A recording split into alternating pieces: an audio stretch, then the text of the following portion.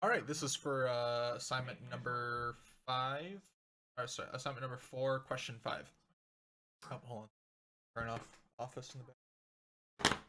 There we go.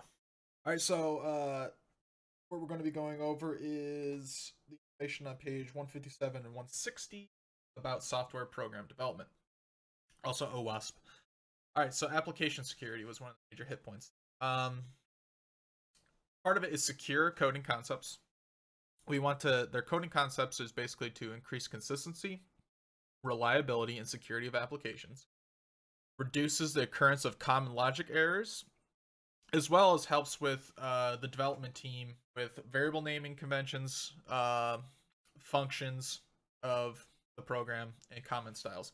That way, so everyone's on the same page when you're creating the application. So there'll be less errors down the road, and everyone knows what you're talking about. Look at it.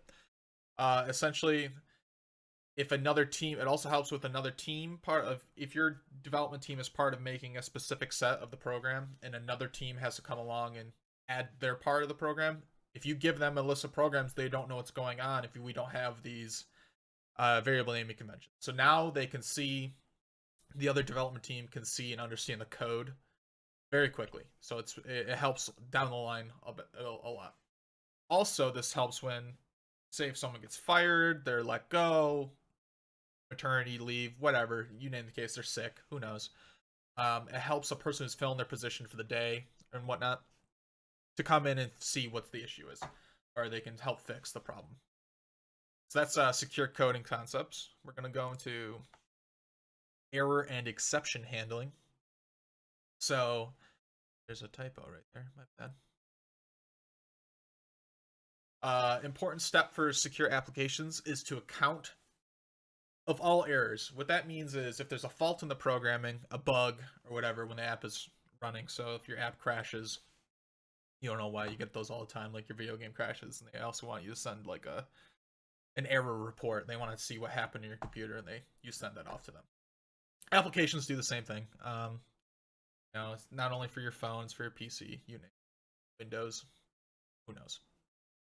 What this means is they want to know the errors that were input. We want to have errors that make sense and that the user can fix them on their end. So the user forgets to enter the file name, enters the name of a file that does not exist, or the file's locked by another operation. And an example I used there was like, if I try to save this PowerPoint to somewhere else while I'm using it. So if I try to save it to another drive or something, or if I try to move it within the PC, I believe it's going to error back to me and saying, this is already in operation, it's already being used right now, close this program, and then we can make adjustments to it.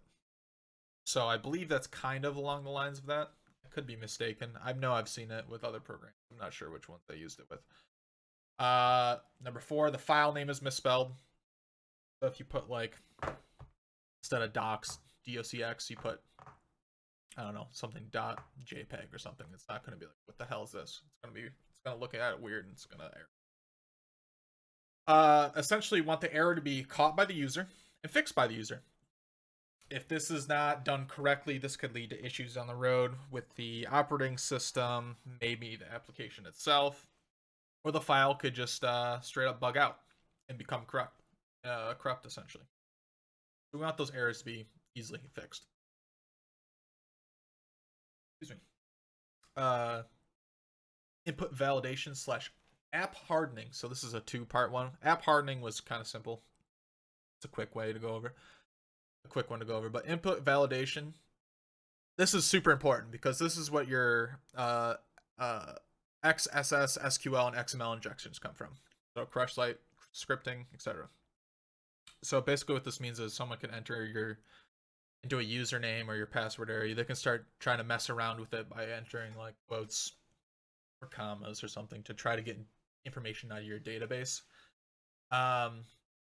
There's another one called cross-site request forgery. I've never heard of this one. Interesting, though. It attacks the web browser setting to impersonate the users. So basically, you're stealing the person's cookie, and then you pretend to be that person by logging into their account. If they already have their account saved, so like, I go onto Facebook, my buddy Kyle lives up in New York, I steal his cookie for his Facebook. I can log on to his his Facebook, because his computer, that IP, whatnot, thinks it's me. I can log in as Kyle, and I can change his email to address to mine. I can change his password, you name it. So unfortunately, there are defenses to this. The only real defense is known as SQL. However, both databases, they need to be properly implemented to protect against attacks, but they also need to have their own weaknesses as well. I don't know why I'm burping so much. Sorry. They need to be able to be used. So essentially, what I mean by that is with SQL attacks, you still need to have. I think the book used like someone's name was like O'Malley. You still need to allow commas and quotes and whatnot, not quotes, commas to be used, or apostrophes. Sorry, apostrophes to be used in someone's name because some names have that. So you're gonna still need to allow that in the program or the database. And to wrap it up with the pages 157 through 160, app hardening, what that is in layman terms, it's just patching the application. So what I mean by that is video games, for example, receive patches on a daily basis. With that patch, they fix various bugs, known exploits that they can abuse, that cheaters will take advantage of. Same thing with applications. People are always on the lookout for exploit. Attackers are always on the lookout for exploits in a system to abuse. Try to get money from something. You know it. You name it, they're gonna abuse it. So essentially, what that is they want to throw out major patches to address these issues. That's what app hardening is. And then OWASP, our final one, is Open Web Application Security Project, and this focuses on improving security of software.